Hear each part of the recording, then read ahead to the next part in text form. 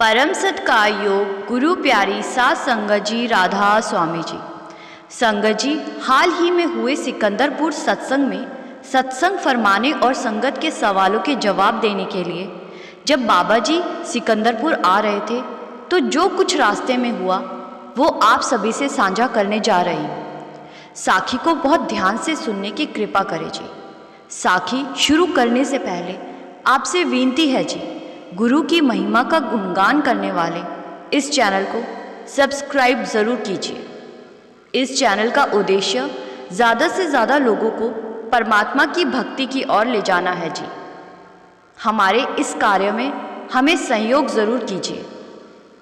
संगत जी, 28 और 29 अक्टूबर को सिकंदरपुर में हुए भंडारे के लिए जब बाबा जी अपनी कार से सिकंदरपुर पहुंचने के लिए निकले तो अचानक उन्होंने रास्ते में एक जगह गाड़ी को रुकवाया। बाबा जी की सिक्योरिटी और अन्य सेवादार ये देखकर हैरान थे कि बाबा जी ने बीच रास्ते में गाड़ी को क्यों रुकवा दिया।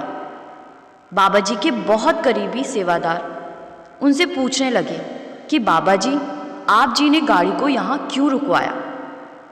तो बाबा जी ने उत्तर दिया, बेटा मुझे यहाँ पर कुछ ज़रूरी काम है। तो सेवादार पूछने लगे कि बाबा जी, आप हमें बोलिए आपको क्या काम है, हम अभी कर देते हैं।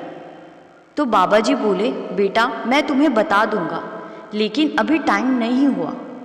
सेवादार कहने लगे, ठीक है बाबा जी, जैसा आपका हुक्म, जैसी आपकी मौज। उसके बाद बाबा जी गाड़ी से उतर गए और बाबा जी के साथ उनकी सिक्योरिटी और साथ वाले सेवादार भी गाड़ी से उतरकर बाबा जी के पीछे चलने लगे। थोड़ा कच्चे रास्ते पर चलने के बाद वहाँ एक घर था जो एकदम कच्चा और टूटा हुआ था। उस घर के दरवाजे के पास पहुंचकर बाबा जी ने घर का दरवाज़ा खटखटाया। एक बहुत ही बुजुर्ग माई ने दरवाज़ा खोला। वो माई बहुत ही बुजुर्ग थी और पहले तो बाबा जी को पहचान ना सकी। फिर कुछ देर ध्यान से देखने पर वो बाबा जी को पहचान गई और बाबा जी के सामने हाथ जोड़कर रोने लगी और कहने लगी, हे सच्चे पातशाह, आप यहाँ इस गरीब की कुटिया में धन्य हो गई मैं बाबा जी। उसकी आंखों से आंसू बहे जा रहे थे। बाबा जी उससे पूछने लगे, माई कैसी है। माई बोली, ठीक हूँ सच्चे पातशाह। बाबा जी बोले, काफ़ी समय बाद तुझसे मिलना हुआ है। मेरा पहले भी मन था तुझसे मिलने का लेकिन कभी मिल ना सका। फिर बाबा जी ने पूछा, माई तू यहाँ अकेली रहती है। माई बोली, सभी बच्चों की शादी हो गई है, सब अपने अपने काम में व्यस्त है, मैं यहीं अकेली रहती हूँ। बाबा जी कहने लगे, बड़े महाराज जी ने मुझे तेरे बारे में बताया था। काफ़ी सालों से मैं कोशिश कर रहा था तुझसे मिलने की लेकिन कभी तुझसे मिल ना सका। ये सुनकर वो माई रोने लगी और कहती है, बड़े महाराज जी को मेरे बारे में पता है। बाबा जी बोले, हाँ माई, उनको सब पता है।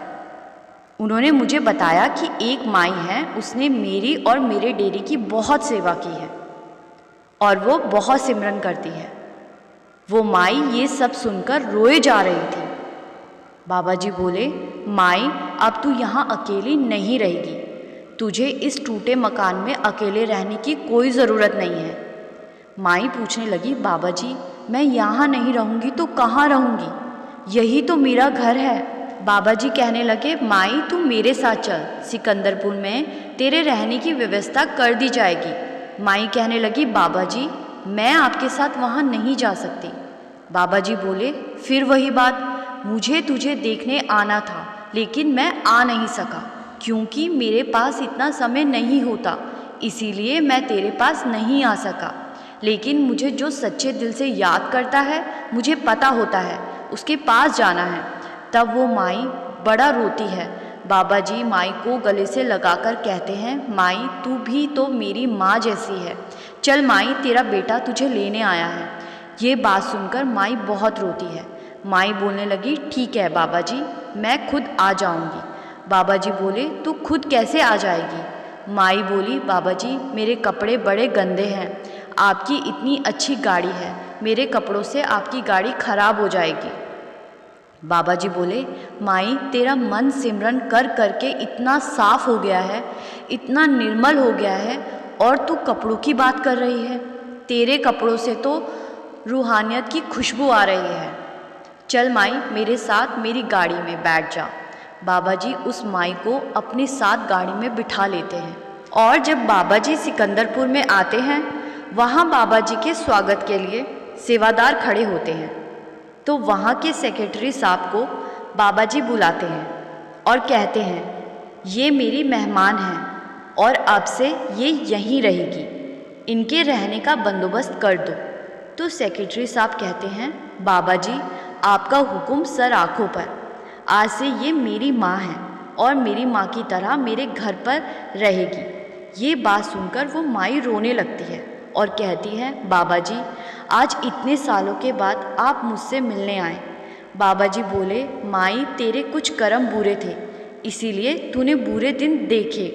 अब तेरे कर्मों का भार हल्का हो गया है, इसीलिए मैं तुझसे मिलने आया हूँ। माई बोली, सच कह रहे हो बाबा जी, कर्म कभी अपना साथ नहीं छोड़ते। जब मेरे पास पैसा था तब मैं बहुत घमंड करती थी। बाबा जी बोले, पैसे पर कैसा घमंड, क्यों करना? पैसा तो यहीं का यहीं रह जाना है, साथ तो नाम की कमाई जानी है। संगत जी, बाबा जी की ये महिमा आपको अच्छी लगी तो वीडियो को लाइक शेयर ज़रूर कीजिए और चैनल को सब्सक्राइब करके हमें सहयोग ज़रूर दीजिए।